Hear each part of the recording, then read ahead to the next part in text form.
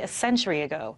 Researchers say they plan to take advantage of this once-in-a-lifetime event. Solar physicists know that the temperature of the sun's surface is roughly 10,000 degrees Fahrenheit. But the corona is about 1 to 2 million degrees Fahrenheit. And so that's a big difference. It's counterintuitive that the temperature would increase as you go away from the sun. So there's a big mystery about that. Zeiler advises skywatchers to enjoy the moment and pay close attention because the news about Planet X has become increasingly important to many people. The saga of a rogue planet in our solar system actually began back in December of 1982 when NASA announced to the world that its IRIS telescope had discovered the existence of a giant planet in the outer reaches of our solar system, a declaration that was quickly retracted after being published by major news organizations. Researcher and investigator David Mead believes that Planet X has actually become the most important story of this century.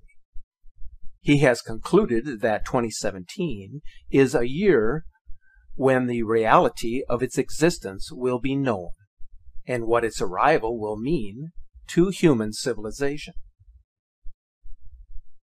We are going to devote this video to rebroadcasting the audio podcast of the interview that was conducted with Mr. Mead, who has indicated that important developments in the search for Planet X will be revealed in the next 2 to 3 months, when its presence will be unveiled.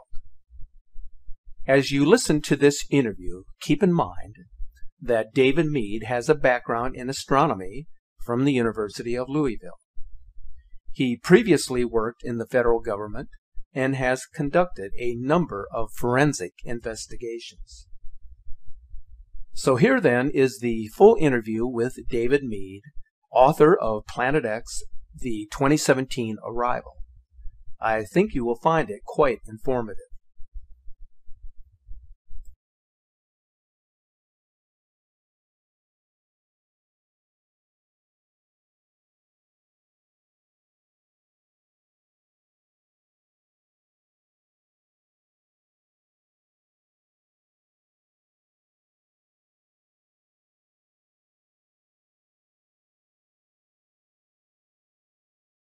Break everything down with Nibiru. Let's talk about what you do. Well, the way I got into it, I've always believed in following the money. About 5 years ago, I got into some research on the Pentagon black budget.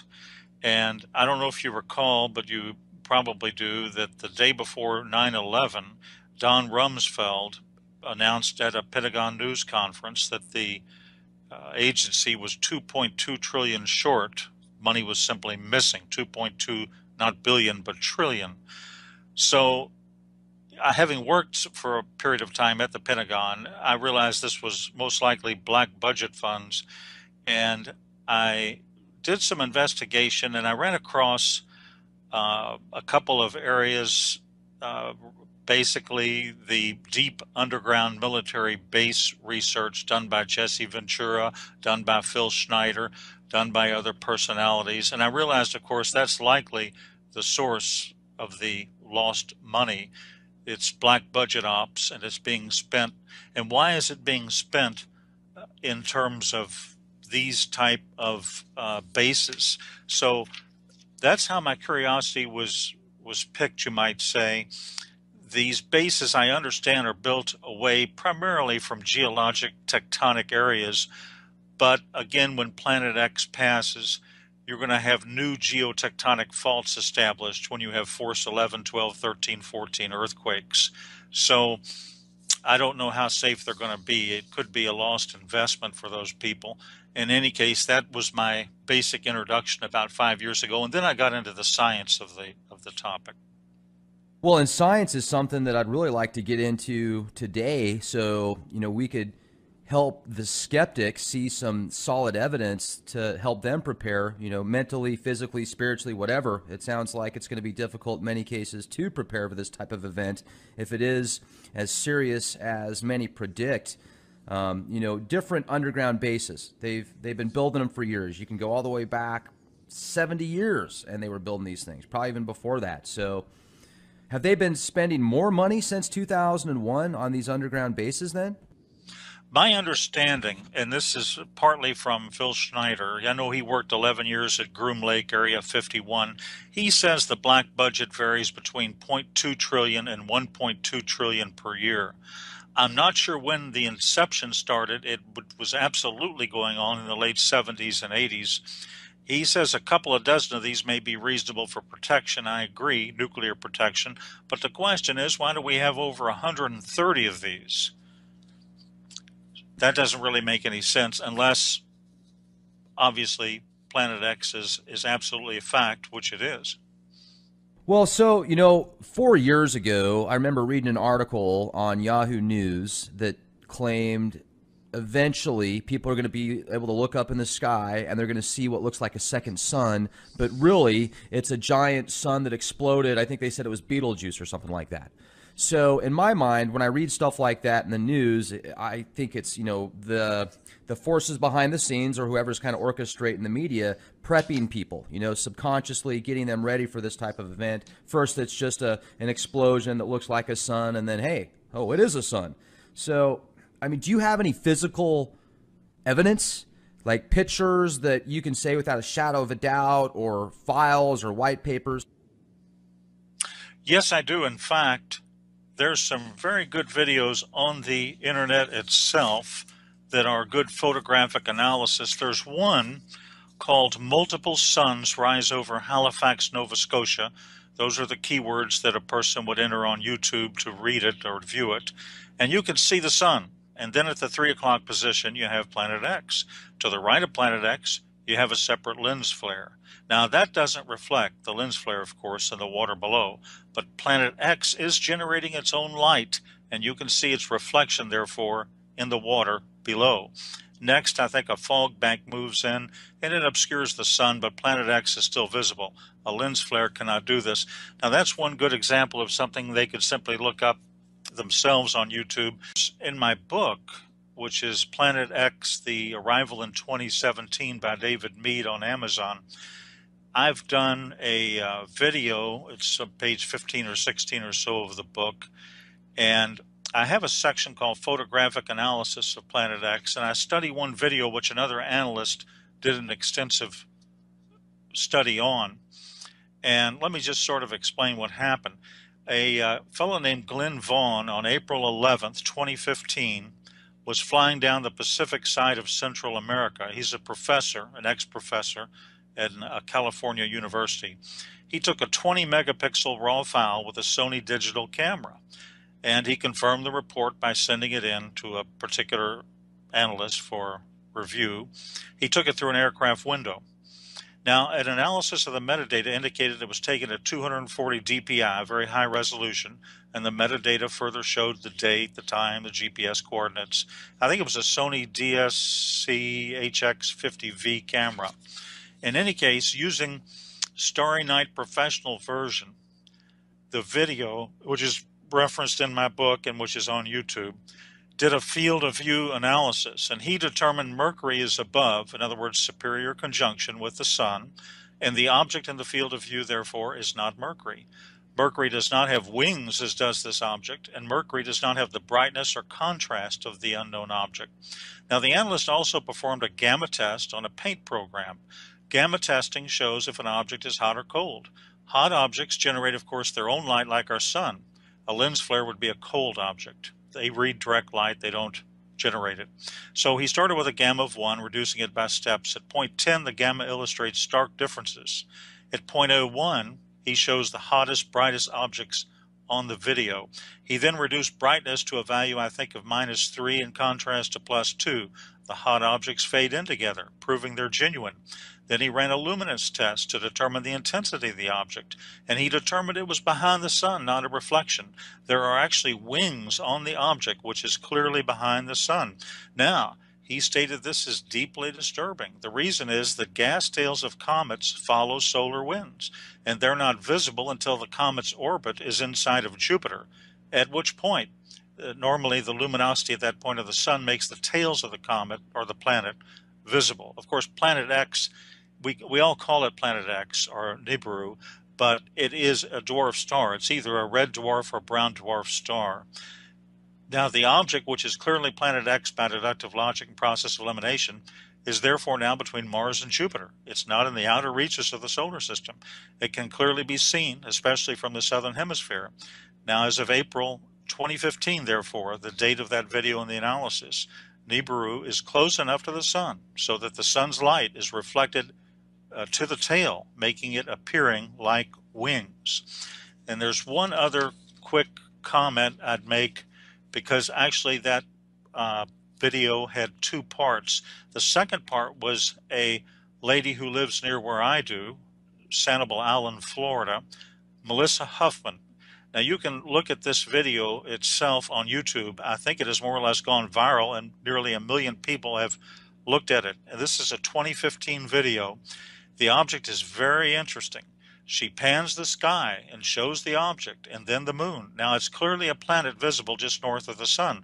Now, using stellarium and knowing the moon phases, comparing it to her video on the moon, you can go to the derived date, take away the atmosphere and the ocean, and you can determine the relationship of the stars to the horizon. So to determine the date, you basically just use moon charts, and the moon is well below the horizon in all dates after September 26, 2015. Therefore, the video was taken earlier. Now, September 2015 moon phases give us a comparable to the moon in the video. And if you look at the moon phases diagram to the actual picture of the moon, it has to have been photographed on September 23rd, 2015, based on moon phasing.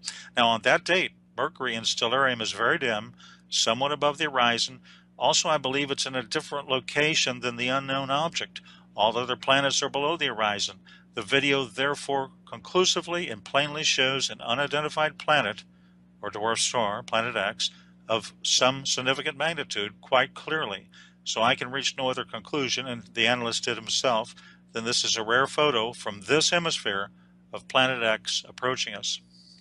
Wow. You know, and there's also speculation now, and I hadn't heard this until about a year ago, that not only is Planet X going to come our way, this dwarf star, but also a bunch of planets with it, like it's bringing in its own solar system. Is there evidence or truth to that? Right. There's a number of videos there. I've seen some real good ones from the South Pole Telescope, and they indicate that there are a variety of moons around this. It's basically, as you say, it's its own solar system. A lot of people don't realize this, but binary, what we've got in our solar system here is obviously a binary twin. 76%, this is a fact, of all stars are binary twins. In fact, 16% are trinary twins. There are three suns, but ours has a binary companion, and it comes under the name of Planet X, Nibiru, and so forth, Nemesis. There are various names to it. But ours has a binary twin, and it's very common. It's extremely common, and it's basically what is approaching us. And apparently, from all descriptions, indications, reports, insider reports, photographs, and other sources of human and signal intelligence, it contains 5 to 7 moons around it. So it's a solar system approaching our solar system, which makes it extremely dangerous. Now, there's been a lot of Google and NASA cover-up, in my opinion, on this. There's an object I call the Red Dragon Anomaly, which appears in the constellation Virgo, and it currently, very interestingly, mirrors the vision or biblical sign of Revelation chapter 12. Now, this is a critical, major sign. Of course, Revelation is from the highest authority, read Revelation 1. John wrote it on the Isle of Patmos about 2,000 years ago, and in it he found out that cosmologically the sun travels the ecliptic, and every September it passes through the constellation Virgo. The moon also travels close by. Now, towards the end of September in 2017, there is a precise configuration of the Revelation 12 imagery. And I've used Stellarium, and I've gone back 6,000 years, and I've gone forward 1,000 years. And it's complex and involves the simultaneous interface of half a dozen astronomical variables, but it only occurs once, and that's in September of 2017. But in addition to the Revelation 12 sign as it's known, the imagery of the dragon at the feet of Virgo with the sun at the head and the moon at the feet presents itself right now, very interestingly, in Starry Night in real time. Now, this is highly unusual and extraordinary. The red dragon of Revelation 12 may well be, and I believe rather obviously is, Planet X, as is referred to in an earlier chapter of Revelation, I think Revelation chapter 8, in a similar manner. A colleague of mine at the university, one university in the western U.S., brought up a very interesting point, perhaps a cover-up to my intention. Here it is. Basically, he said, the areas of the dragon anomaly have been covered or patched up by Google Sky in the past. But one of the ways to actually see what is behind this patched out area is to use a program called Skyview by NASA. Skyview, what that is, it's a virtual observatory on the net. It generates images of any part of the sky from wavelengths of all regimes, radio to gamma. You just filter it. Now, when you view these images in various filters, you can see the actual color of this anomaly in Virgo is red, and it does look very menacing, as it appears to have a face like a dragon with two profound eyes. It's very intriguing and quite strange. Now, just for your listeners, I'll provide very briefly the right ascension and declination if they want to go to Skyview. And here it is. Just cut and paste this coordinate. Here's the right ascension, 13 hours, 50 minutes, 44 seconds. Here's the declination, and that would be minus 8 hours, 13 minutes and 59.7 seconds. So right ascension is the celestial equivalent of longitude, and in the sky latitude is called declination. So you just enter those coordinates, and then on Skyview you just choose the Iris 100 micron telescope setting, and there you are. You've never seen an object quite like this one. Now, the sign itself might be a sweeping parenthetic of that entire biblical 70th week of Daniel, which is a key to solving the most complex cryptogram in existence, the book of the Apocalypse. As to what it is, the astronomical scientific community, I think, is keeping a very low profile. And the question is, why did they ever cover it up to begin with? Well, and not only that, if we could get into some of the more scientific stuff as well that you talked about, that you put together, is in your opinion, the Great Flood that's talked about and has been talked about all over the world and other mythos as well. Do you feel that that was caused by this orbital, from Nibiru coming back many years ago, getting close to the Earth and caused some type of, giant tidal waves and stuff and earthquakes? Well, it indeed could have. I'm not positive of the exact date in biblical history of Noah's flood. I think it was close to 4,000 years ago, might have been a little bit more. Very good question. Now, in fact, what that question leads us into is the main item we have historically in terms of archaeology to help us relate on a scientific basis to a prior pole shift by the Earth is something called the Nebra Sky Disk. Now, this is a 12-inch bronze disk, the Nebra Sky Disk. It may be the key to determining the last recorded time in history that Planet X actually flew by the Earth. The disk is bronze. It's inlaid with gold. It was found near Europe's oldest observatory in Gossig, Germany.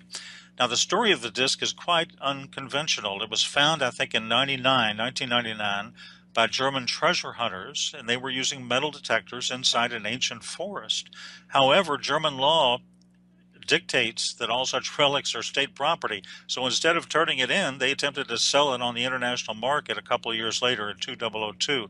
Now, working for the Swiss government, an archaeologist named Harold Meller, I believe, posed as a straw buyer. The disc was seized by authorities, and then it was analyzed. Now, what it contains symbols including the sun, the moon, the constellations, I think, of Pleiades, Capricorn, Piraeus, and Gemini. Now, the disk reflects the sun in the position of a solar eclipse. What is causing the eclipse? Well, it's not the moon, which is on the opposite side of where it should be located. So I think the best deductive logic is that an unknown near-Earth object is causing the eclipse. Now, this 32 centimeter disk weighs about 2 kilograms. Again, it's decorated with gold leaf symbols, and the gold leaf symbols also reflect 4 planets: Venus, Mars, I believe Jupiter, and Mercury. Now, using modern-day astronomical software, you can plot the actual day and hour the disk was produced, and the result is very precise. It was produced at April 6, 1810 BCE at 8:30 a.m. The disk was thus created during the Bronze Age, which is 3,826 years ago. Now, there's a curved bar at the bottom of the riverbank, the Saal River, which still currently exists. Much of the disk's current coloration is green due to a tarnishing effect. And the discovery site is a prehistoric enclosure in the Ziegelrodes Forest, known by the name of Middleburg or Central Hill, 60 kilometers, I believe, west of Leipzig. Now, the treasure hunters stated it was found within a pit in the forest near the ancient Gothic observatory. Now, here's something extremely interesting. Upon examination, the disk reflects the constellation Orion at the very bottom. Orion should not have been observable from that location in Germany at that time. The nearest location, in fact, from which Orion, the constellation Orion, could have been observed is Luxor, Egypt. That adds to the mystery. The only logical conclusion is that this 26 to 30 degree difference is accounted for by a simultaneous pole shift. So this mystery-shrouded sky disk of Nebra is an advanced astronomical clock.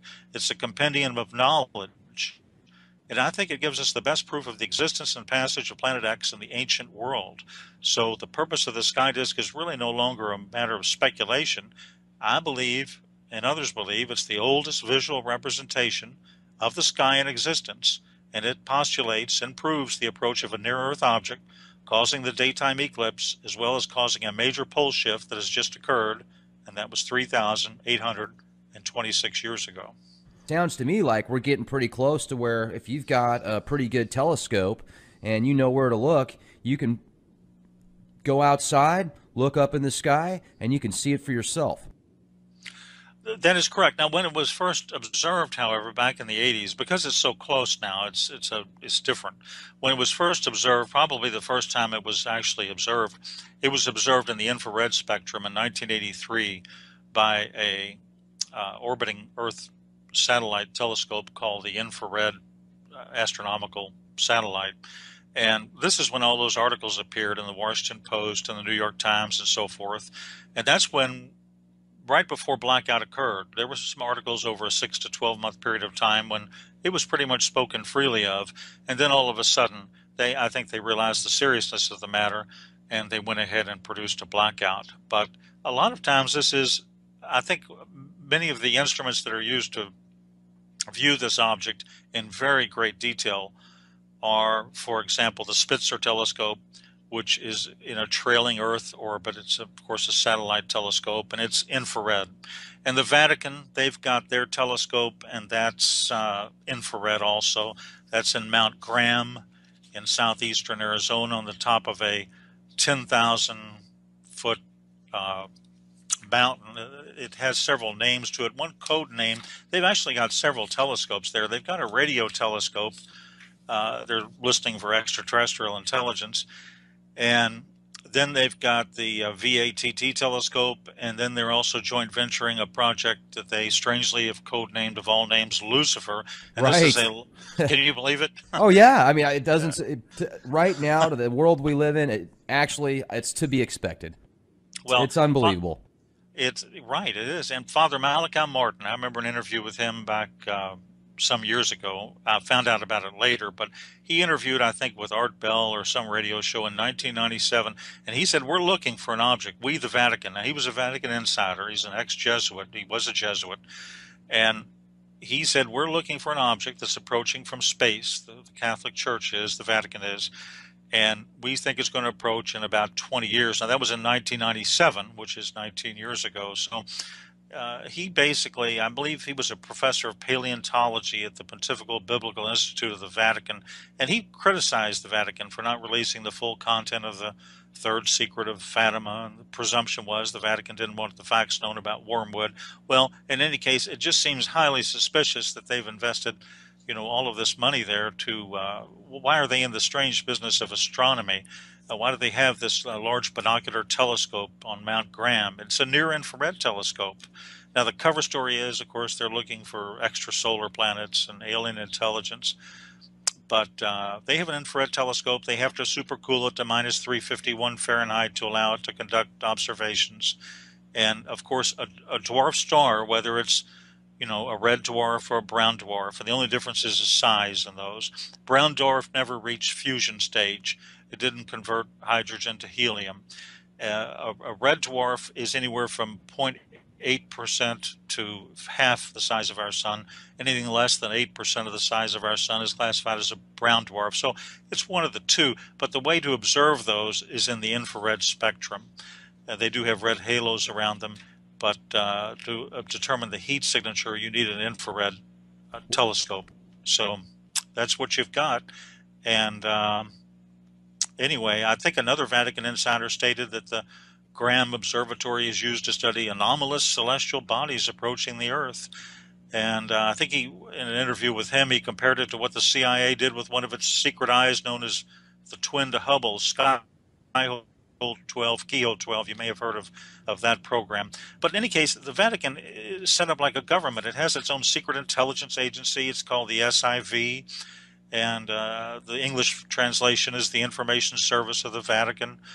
And the LBT, their Lucifer telescope, is two giant 28-foot diameter telescope mirrors. And it's cooled, super cooled, in order to observe near-infrared wavelength range. So the question is, what do you think they're looking for? There was a series of still photographs taken between, I believe, 2011 and 2014 by a certain analyst who had access to a webcam at the top of a volcano in Central America. Perhaps it was Costa Rica. And I looked at an analysis of that, those still photos.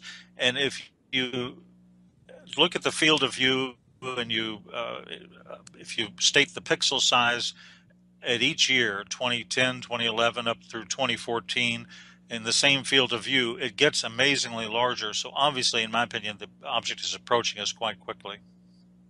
You're saying that you think it's right now in between Jupiter and Mars. Right, absolutely. And I believe, getting to one of the main points of my book for just a moment, not only is there a lot of scientific evidence, and again, you look at the circumstantial evidence, you look at these deep underground bunkers and the missing money and all of these things that don't make any sense unless you use a philosophical principle called Occam's razor. The simplest solution is the most reasonable and is the one you should use.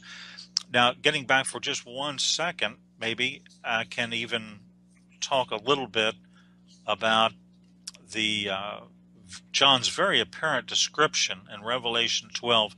It's a very precise celestial event that he talks about. Now, I talked about one particular object, but I didn't really talk too much about what's called the Revelation 12 sign. And in the Revelation chapter 12, if you read the first 4 verses, you'll notice those are very specific visual descriptions that are not referenced again. And it's interesting to note that to an observer on Earth, they will not be able to see this formation. On September 23rd, 2017, you won't be able to see it because the sun's brightness will clothe the entire constellation during the day, and the moon will, I think, only be illuminated about 11%. So it's a pure, specific astronomical indication. And if you look at Revelation 12, 1 and 3, the word wonder or sign is used to describe what John saw. Now, in the Greek, this has the idea of an indication. So it appears that they are based on literal visual events that the author of the Apocalypse, John, saw in the heavens or the sky as an indication of what was going on in the larger scheme of things. Now, that date itself is what I call a time marker or a key to a cryptogram. It is not the final key, in my opinion. It's only a preliminary key. that's not the date, in my opinion, when you're going to see Planet X in the sky. You're going to see it at the last possible minute, and I believe I know at least the month, but maybe not the week, but I do know the month when that will most likely probably occur. And again, the analysis comes from Revelation chapter 12. And the September 23rd celestial sign of the woman in the constellation Virgo, as I mentioned, has never happened before and will never happen again. Jupiter has to move in several directions in retrograde and so forth for a period of about 400 days in a part of that constellation to fulfill that exact astronomical requirement. And that, in conjunction with the 12 stars at the top of the woman's head and the moon at her feet and the sun and so forth, these things do not occur in exact sequence except in the month of September of 2017. So again, I would call that some sort of cryptographic key that we need to proceed from. Now, remember this, the blue daytime sky is going to hide Planet X until it eclipses the sun. But there is going to be a full disk solar eclipse right after September 23rd, 2017. This occurs, if you look at moon charts, on October 5th, 2017. And what happens, of course, during a full disk solar eclipse is the sky turns black, and that will reveal at that point, that week, in my opinion, the week of October 5th to 12th, if the book of Revelation is true, because this ties in perfectly with it, that could well be the exact month that we can first see it with the naked eye. So, in my opinion, combined with a predictive computer-generated astronomical model, the Bible, the book of Revelation, the Apocalypse, tells us that the red dragon, or Planet X or Nibiru, appears after September 23rd, 17, but it has to appear before October 11th, 2017. At that date, October 11th, 2017, the sign in Virgo, the woman Virgo, will no longer be, quote, pregnant. Then the red dragon or Planet X therefore must make it an appearance before October 11th. So that seems to be a cutoff date. Jupiter, which is known as the planet or the star of the Messiah, exits Virgo, the Virgin, on October 11th after having spent, I believe, 301 days or about 42 weeks in the, quote, womb region of that constellation. And again, after that point, the woman will no longer be pregnant. So that gives us a very narrow window, just to use book of Revelation or the Apocalypse as sort of an intel briefing. And the great sign of the woman, as described in Revelation 12, 1-2, forms and lasts for a few hours. And according, again, to astronomical models, this sign has never before occurred in human history. It will occur once on September 23rd, 27. It will never occur again. And I believe it places us right at the time frame from that analysis of the Planet X approach to the Earth. So I believe this is something very interesting that's covered in a lot of detail in the book. You know, the Earth has been around many thousands of years, and everything's gone okay so far. And the end is not necessarily going to occur, but things are certainly going to change, and there's going to be major cataclysms. And the Earth is actually very cataclysmic in its nature. Only 500,000 years ago, there was a pole shift. 6 million years ago, there was a pole shift. 6 million years ago, understand, the state of Alaska was near the equator, what we now know as the equator. So the 65 million years ago, as you know, there was a major asteroid collision near Mexico, and scientists say, well, that wiped out the dinosaurs because it caused ash to cover the sky and it destroyed plant and animal life. So we really live in a very cataclysmic universe. And the interesting thing about these asteroids, that Planet X has a tail anywhere from 250,000 miles to several million miles long. And the dust of that planet is red iron oxide. But the tail, especially as it passes through the asteroid belt between Mars and Jupiter, picks up a lot of asteroids, some large, some small, some kilometers in diameter. And these items, the U.S. and the world actually has nothing at all to protect against an asteroid collision. You can't shoot a nuclear weapon at it, because all it would do is break it up into more pieces and you'd have more targets hitting the same area. There's no early warning system. There's no way really to protect against this. Here's something very strange. I would prepare on or before the fall of 2017. I would conduct emergency preparedness. Of course, you want to be spiritually ready. You want to have a clear conscience and all that, but you need to do physical preparations as well. I think survival gear, emergency food, that sort of thing. And the reason is, and again, all this while, you're going to get increasing levels of disinformation from the mass media until it's actually there. And then they're going to say, whoops, we didn't have any notice, we don't know what happened, and so forth. And they're going to run and hide in what they've already established. But, you know, the public is there and the public has to fend for itself. This global warming, as you've heard, I'm sure, is a cover story. The Earth is heating up from the core outward because of the approach of Planet X. During the 20th century, I think there were 35 volcanic eruptions in a typical year. Now there are more than 35 of these every single day. So basically, when X approaches, that week you see it in the sky, let's say it's October of 2017, you know, for purposes of discussion, at that point, it's not going to actually collide, I don't believe, with the Earth.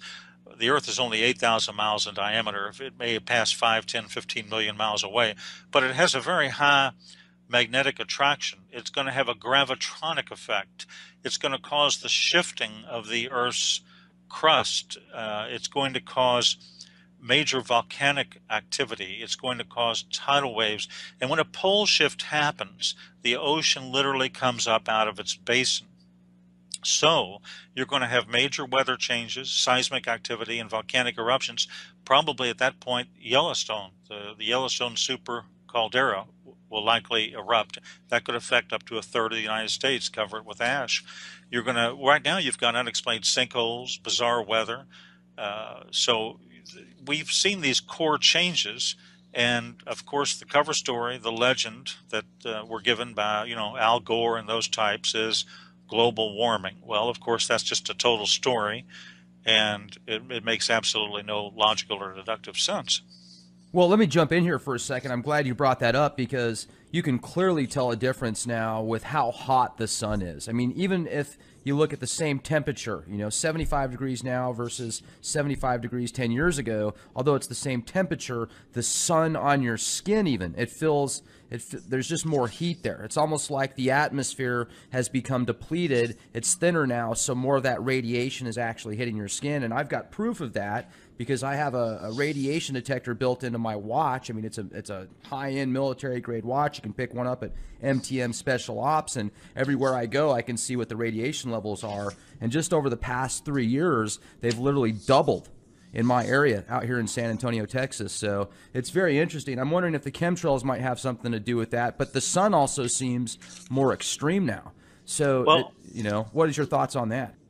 Good points. Very good points. Let me comment on the EMP. Now, the EMP effect, Planet X has a massive tail. It's fantastically charged. It's magnetic. The tail has moons and rocks in it. Now, this can down aircraft and satellite when it passes. It can affect the electrical grid. Now, of course, NASA, JPL, and the other disinformation sources ignore this data. But here are the facts. The Earth has a nickel and iron core. Now, this generates its magnetic field. However, the magnetosphere has large holes in it. The magnetosphere is a static shield. Now, under routine solar conditions, it protects the Earth from coronal mass ejections. But when Planet X arrives, we're no longer under routine solar conditions. You look at Air France, for example. I think that was back in 2009, Air France 447. This is a little bit off topic, but really it's on topic because it's an excellent metaphor, an excellent visual type of illustration as to the power of Planet X. When Planet X hits, the utilities are going to be shut down for anywhere from 3 months on. There's going to be $5 trillion worth of damage to the electrical grid. But let's go back to Air France 447 back in 2009 to give you an example. There have been people that have postulated, and these are very intelligent people, and it's just a theory, but they have postulated that that disappeared over the mid-Atlantic range, right in the middle of the ocean. Now, that's involved with the Earth's earthquakes. The EMP between the mid-Atlantic range and Planet X could have caused its destruction. And the same thing with Malaysian flight ME370. It may have flown into an EMP pulse. The flight path was highly irregular. That's indirect evidence. And this occurs when the north pole of Planet X is pointed directly at the Earth during its approach. Magnetrons and electrons burned out through an EMP event. I think the cell phones of the passengers as well burned out. So none of the theories really answer in terms of those aircraft. All the questions are fully explain what happened that day. But it could be an indirect effect of the approach of Planet X. Now, also, you mentioned these chemtrails. Now, there's a site, I just became aware of it recently, called Geoengineering Watch. I think Dane. Yeah, great guy. Oh, you know him? Okay. Yeah, I've talked to him before. Oh, you've talked to him. Excellent. Well, you've probably heard the key phrase indigo skyfold and so forth, and I understand that contrails dissipate quickly, but not chemtrails. And I always, tell people, in terms of NSA, nothing is as it appears to be. Always consider the source and their agenda. You look at Ted Gunderson, that former FBI chief, and he said Congress should be investigating these chemtrails. And yeah, that was back in '97. That he actually came out and talked to Congress about it. Weather wars, chemtrails, everything.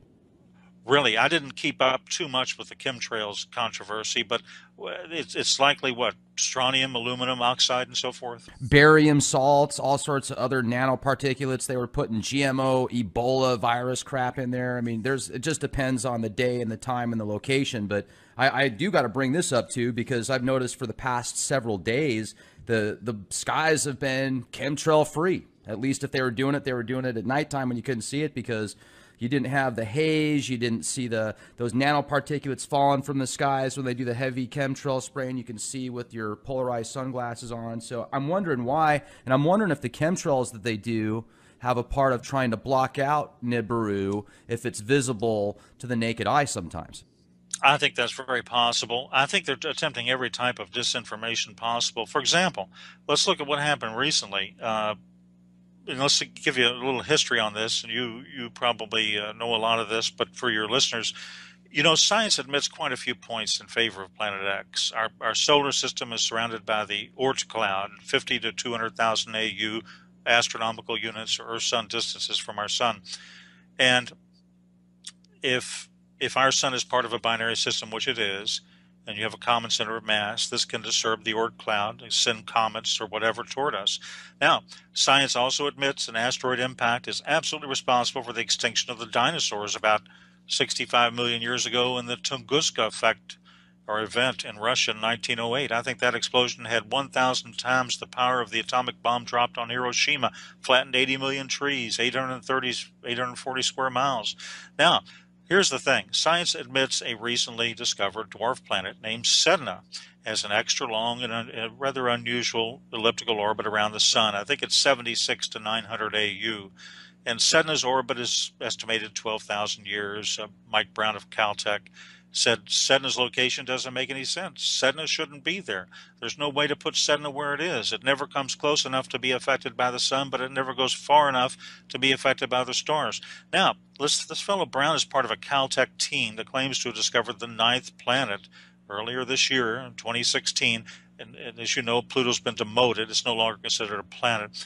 But Brown's calculations suggest Nemesis, or the 9th planet, whatever they want to call it, is 10 times the mass of Earth. Now, science also knows, as I mentioned, that binary star systems are very common in our galaxy, and red dwarfs are very common. They're the most common type of star in the galaxy. So the existence of Planet X, the Planet X system, is therefore quite in line with the current knowledge base. But to wrap it up, this so-called 9th planet is a combination, in my opinion, of information and disinformation. It's what we would call in the intel community a Bush League type of propaganda. My advice to anybody thinking about this or thinking about doing too much research on this quote discovery of the 9th planet, don't major on minors. I don't study their announcement too much or pay much attention to it. Now, the real Planet X is in the vicinity of Mars and fast approaching Earth. It has no direct relationship or indirect relationship to this recent discovery, and this so-called discovery is just one more piece of evidence, in my opinion, that the powers that be are running scared and making mistakes as they go. Well, certainly making mistakes as they go sounds like a common theme for them.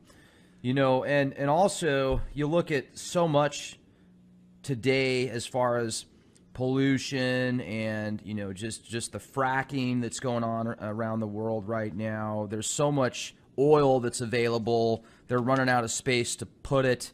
And if those things go, those fracking systems, and like let's look at LA for example, all the methane that's getting leaked out there. There's just this huge emergency. It's not really being talked about much now. It was a few weeks ago, but now it's hush hush. Who knows how many people are going to be affected by that.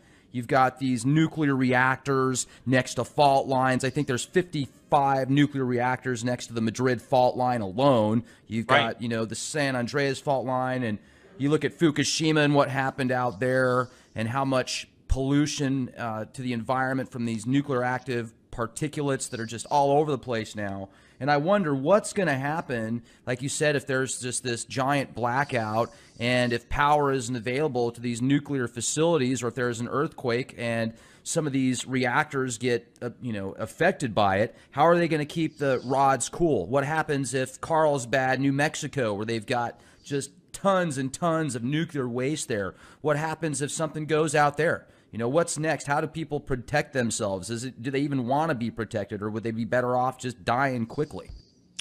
Well, very good points. There's the fellow I'm sure you've heard of, J.R. Moore, the radio show, and he's interviewed some U.S. Navy veterans, and they were told the end results of all this, but they really weren't told the why of it, and he was told it on a discrete basis. You may have seen the U.S. Navy map of future America where the coasts are flooded and so forth. Well, now, you know that the magnetic poles have been shifting towards Russia at maybe 40 miles an hour a year, but when Planet X arrives, the physical poles will shift. Now, this will create some hyper-earthquakes, tsunamis, and the shifting of land masses. So if you want to look at a few different states, one thing people can do to protect themselves is simply be in the right location when it happens. Now, there's a few states to avoid. And California is highly dangerous. It's composed of rock plates. Now, when rock is compressed, it breaks. And you'll see the crumbling of rock, of course, as this mass goes upwards. Now, the West Coast will have major catastrophic changes, synergistic proportions, tidal waves, high hurricane force winds, earthquakes on the fault lines, volcanic activity over the magma, forest fires caused by what's in the tail of Planet X, and also caused by volcanic explosions, severe lightning storms. So it's highly dangerous. And I think the long-term danger is in riding out the shifts for those who are living near the boundaries of plates. Now, cities without mountains as a backdrop can just be washed out to sea. You'll have broken gas and water lines. San Francisco, it's on the San Andreas and other fault lines. A lot of the population will be trapped. Water will overflow the city. Survival will be minimal. California is not a good bet. Now, the area around Arizona, on the other hand, the Hoover Dam probably won't survive because of earthquake activity, and you'll have rivers flooding, and areas within rivers should probably be avoided. But you look at Phoenix and some of these main cities. Arizona has withstood many a pole shift. The area around Tucson is safe. Florida is another very dangerous state. Its highest elevation is 105 meters in the Panhandle. But as for Central and South Florida and the Keys, these parts can be devastated by a tide of water.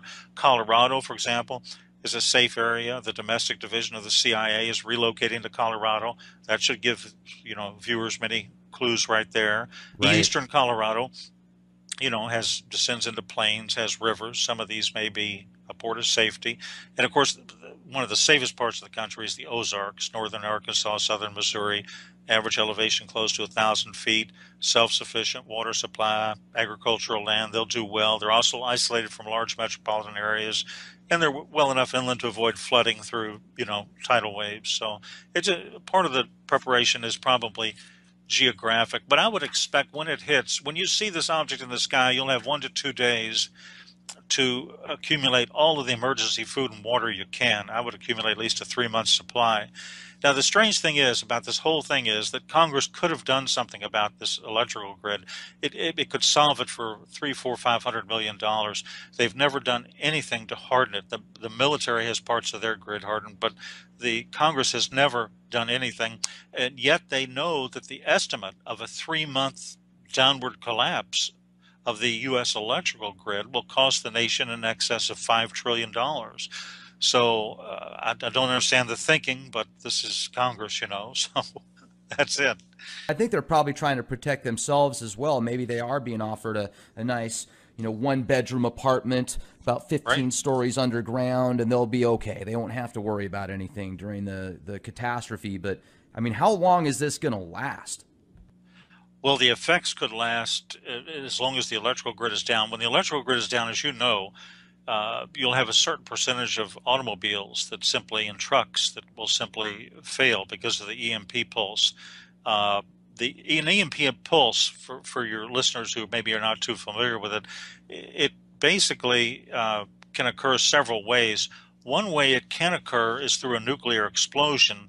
For example, if North Korea were to have a rogue container ship or something like that, and they were outside the continental United States, or Russia had a drone submarine, and they exploded a nuclear weapon of a certain tonnage, a certain blast radius, 250 miles above Kansas City, it would basically knock out 99% of our electrical grid, as well as part of Mexico and Canada. But an EMP effect from the sun, a solar flare, can do that as well. And let me explain a little bit about solar flares. The biggest flares to date are called X-class flares. And now Y-class exists, but they're off the charts. Now, as I mentioned, the Earth is surrounded by the magnetosphere. It begins at about 1,000 kilometers and goes many more into space. And the sun and the Earth's magnetic field create this layer. But NASA discovered through a Themis mission that the Earth's magnetic field contains a hole, which is 10 times larger than they previously believed. Now, the magnetosphere shelters us from solar flares, but the hole is now 4 times the size of the Earth. So, in any case, the risk assessment, the worst case scenario, is if you have a violent CME that accompanies a Y-class solar flare would come to us in a 1-2 punch. That would send the part of the Earth exposed to it back to the 1850s. It would affect all circuitry, all electronics. You wouldn't be able to do banking. There wouldn't be food after a day or two because there wouldn't be transportation. Only military facilities would really survive and prosper, but not civilian facilities. And it's similar. We don't really have any experience with it in the last 100 years. In the late summer of 1859, the Carrington event happened. That was a great solar storm that hit the planet, and that was a coronal mass ejection from the sun, and that affected telegraph lines and burned them up. But that's about all. That was the greatest solar storm in recorded history. And the electrical grid was in its infancy, a few telegraph wires in larger cities. And it did short circuit the wires. It caused massive fires. The aurora borealis was seen, I think, as far south as Cuba, Rome, and Hawaii. And in 1989 and 94, I think going forward, you had minor solar storms that knocked out communication satellites and shut down power plants, disrupted the electrical grid. But these were minor solar flares. So imagine if a solar storm the size of 1859 struck our modern society. You've got delicate wires that run everywhere, filaments, computer chips, hard drives, cell phones, electrical lines, and your vehicle's computer system. And so the perfect solar storm could send the country back to, the Stone Age, basically, for anywhere from 3 months to I don't know how long. It's really hard to say. It would depend on the damage to the transformers and how quickly they were able to be repaired or replaced. And if the solar event affects the entire Earth, they probably are not going to be replaced too quickly. It might just affect the northern and southern hemisphere, but if it affects the whole Earth, which it could be years before things really return to completely normal. And with that said, if things get that bad, let's talk about the military situation and a martial law type possibility.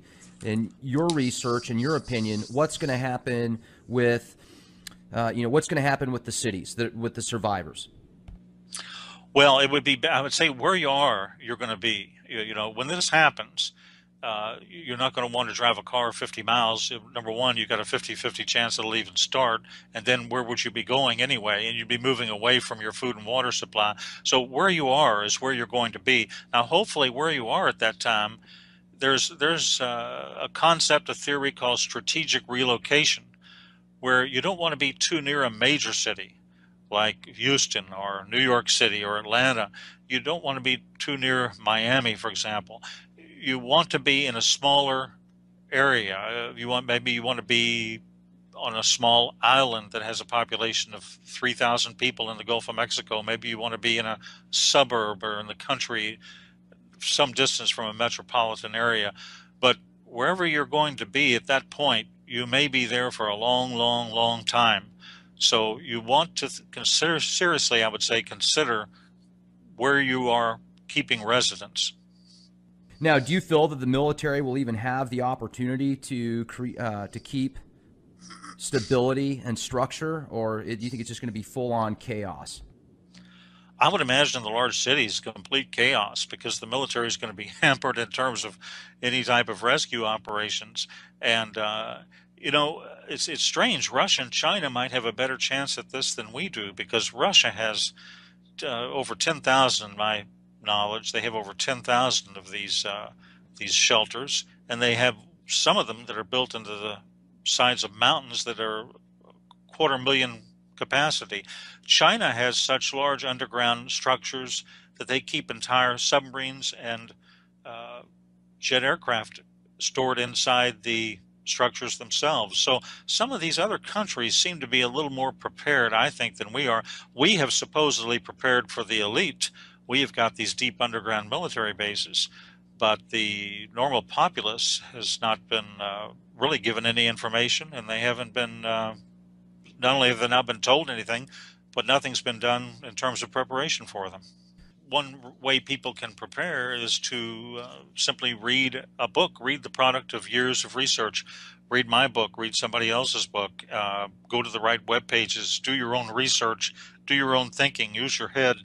But you do need research, and to accumulate the type of research you can find in professionally written books can take 1 or 2 years. Might be easier just simply to buy a book. So I would highly recommend people educate themselves, understand the whole picture, and probably take action at that point. Taking all that knowledge and adapt it to researching the skies now and what could be possibly one of the biggest events that has taken place in thousands of years. We are a part of that. That's incredible. And I appreciate you spending so much time researching all this information and compiling it in a book that somebody can pick up and read fairly simple, and then that way they've got the research and they don't have to go spend months on the internet surfing through piles of garbage to find those gems. And that's what you've compiled together. So if you would please give our listeners your website again and the name of your book, and as well as anything else you might have coming in the future, please. Sure, thank you. And the name of the book is Planet X, The Arrival in 2017 by David Mead. My website, you can perhaps Google Writers Web Services, David Mead, and you'll go right to it. It's Writers Web Services. And the book is on Amazon. It's an ebook, an electronic book. It's available also on Barnes & Noble online, Kobo, which is Canada and Australia and the United Kingdom. It's available in about 7 countries in Europe, and it's available in part of Indonesia. It's available on about 10 different platforms, including if you have an Apple iPad, you can go on your own bookstore there and look for it on that. David, please keep us informed on any new information you pick up, and have a fantastic evening. Thank you.